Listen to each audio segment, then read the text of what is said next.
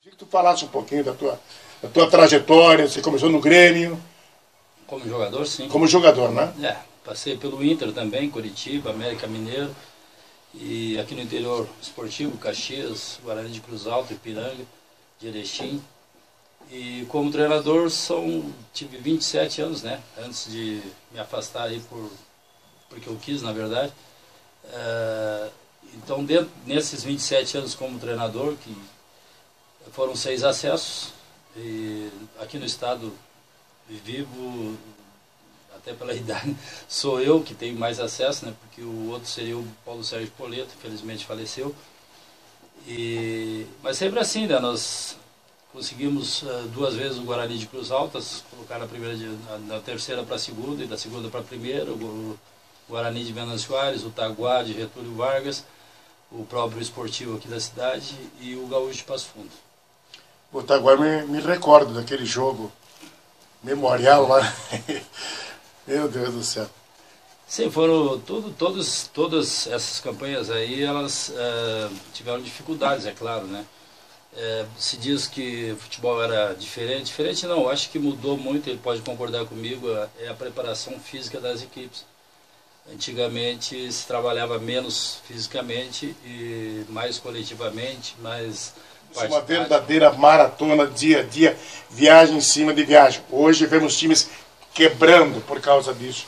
Vemos poucas pessoas nos estádios, porque houve um avanço na cidade, onde toda a cidade hoje tem o seu shopping.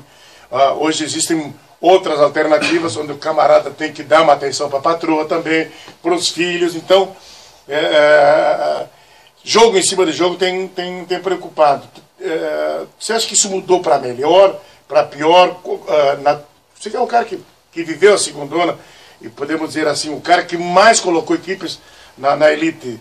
Como é que tu vê hoje a organização do campeonato da segunda divisão? Não, sem dúvida, um jogo por semana, até está aí o professor para discutir isso. Um jogo por semana tu tem condição de recuperação melhor dos atletas, eles vão estar sempre num estágio físico muito mais adequado para enfrentar a dificuldade de um jogo. E o jogo da segundona ela tem um diferencial grande da primeira, né? Eu trabalhei também, a maioria das vezes que eu trabalhei foi na primeira divisão. Fazia o gauchão, descia para a segundona, conseguia os resultados, voltava o outro ano para a primeira, ou no próprio clube que ascendia. E domingo a domingo é muito melhor. Tu consegue trabalhar todos os quesitos que se espera, tem mais tempo para a parte física, tem mais tempo para elaborar jogadas, tudo é melhor. Trabalhar, né? Sim, porque você perde um jogo no domingo, na segunda, terça já tem que buscar uma recuperação, não dá para treinar em cima daquilo que tu acha que foi errado, na parte técnica eu estou dizendo. Aí na quarta já vai para outro jogo, tem lesão, tem suspensão, sabe que sempre acontece. De repente tem uma viagem também entre segunda e quarta-feira. Nesse meio tempo, isso. E às vezes cidades distantes. Isso aí sempre é um elemento complicador, né? E domingo a domingo, realmente, os espetáculos eram melhores, os jogadores se mantinham mais tempo empregados, com muito mais tranquilidade para trabalhar. E hoje não, hoje a segundona se resume em 3 meses de competição, 45 dias praticamente são de uma pré-temporada, uma preparação. E a crise que os clubes estão vivendo hoje também, isso aí afeta bastante até o rendimento deles. Fica um ambiente hostil, né? Acaba ficando, por mais que o cara queira passar uma tranquilidade, mas ninguém foge, né? Isso, fica difícil estabelecer uma relação, né, de confiança entre clube e jogador, comissão técnica e jogador. E isso uma coisa que dificulta. Dupla Grenal, porque eu creio que a dupla Grenal tem bastante jogadores que eles precisam até avaliar. Em algumas épocas eu sei que havia essa ida e a dupla se surpreendeu que jogadores que eles não observavam, ou pelo menos as comissões técnicas não davam a devida atenção, explodiu nos clubes do interior. E tu foi um dos casos que aconteceu isso? Não, na época víamos eu, o João Carlos, o Luiz Freire e o Rubem do Grêmio para o esportivo. Quem é que foi lá garimpar? Todos nós éramos titulares e era quase meio time, né? E time que fez a grande história, né, do clube. Assim, foram os anos que até hoje se vive, né? Sim. E muito tu é saudosista, não. Aquilo que é bom tem que ser eternamente lembrado, copiado e ampliado dentro dos lances. Quantas vezes tu foi técnico de esportivo? 8. 8 vezes. 8 vezes. Tu chegasse uma época, o esportivo estava na segunda, subiu contigo. 95, 95, isso aí. Tu tinha... O restante das vezes foram primeira divisão. Às vezes eu vinha quando o esportivo estava numa situação ruim. Lembrava do Santos Freitas. Para cair para a segunda, numa campanha, nós sempre conseguimos reverter uma situação, né? E nessas... e foram assim, né? Foram às vezes contrato de 3 meses, uma situação emergencial como essa, né? E agora, em 95, foi do início ao final. Quem te trouxe para o esportivo, Celso?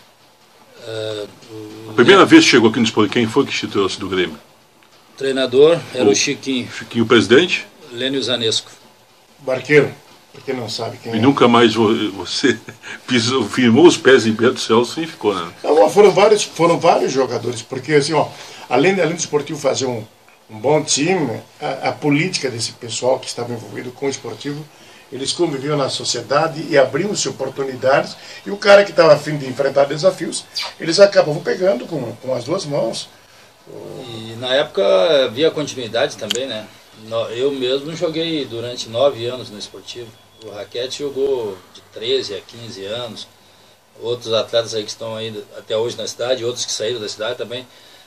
O esportivo mudava 1 ou 2 peças no máximo a cada temporada. Por isso o time já era de boa qualidade, imagina com esse tempo convivendo junto aí. Convivendo junto, né? Cria raízes, cria simpatia com o torcedor, com o empresariado. Hoje o campeonato é tão rápido que se tu não conviver muito com o pessoal lá, passa pela rua pelos atletas, nem sabe quem é. Nós vínhamos aqui para o centro, né? E se por acaso fôssemos mal ou perdêssemos, a gente nem procurava até nem sair de casa, porque todo mundo, a gente conhecia todos os torcedores, né? Então o torcedor como amigo vinha cobrar da gente. Aí existia aquele, tipo uma família mesmo, né? Torcedor, atleta.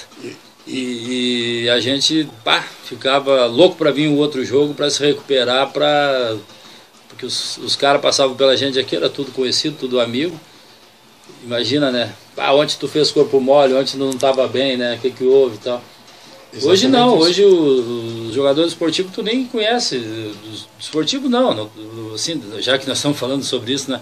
Mas o Guarani de Garibaldi, qualquer um. O campeonato é tão rápido, quando tu vê já passou, tu nem conheceu ninguém, não conversou com jogador nenhum, não sabe quem são. Se você quiser responder, você responde. Você voltaria a treinar esportivo? Não, Sidney, não pensei nisso ainda, né? Sim, mas se surgiu uma proposta. Como eu falei antes, eu parei para exercer outra atividade. Sim, claro. Mas eu não abandonei futebol, tanto é que eu ainda recebo compêndios de revistas da Europa, né, onde se disseca todas as táticas da mecânica de treinamento, de Bayern de Munique, de Barcelona, Real Madrid, todos clubes importantes do mundo aí. Existe uma Futebol Tático, o nome da revista, né? Uma revista espanhola, e a gente recebe, tem acesso online, tudo. Atualizando, né? Tudo, né? Sempre atualizado. Sempre, mecânica de treinamento, por isso que eu falei para o Pedro agora que as maiores equipes da Europa já não utilizam 30, 40 jogadores dentro de um plantel para inchar demais. São 2 para cada posição e um goleiro, terceiro goleiro, são 23 no máximo. O Real Madrid, 22 jogadores só, né? Isso, Real Madrid e outros. Tem 40. É um momento, né, para poder ver quem tem. Sim, e como eu te falei, se machuca, porventura machucar alguém, chamam um do departamento amador, um júnior no caso, para suprir aquela ausência até o jogador se recuperar. E isso é importante, porque tem como treinar, fazer um treinamento de muito melhor qualidade. Então, é uma ideia que essa sim merecia ser copiada. E eu te pergunto isso aí porque o torcedor passa na rua e pergunta, quando é que o Celso voltar para o esportivo?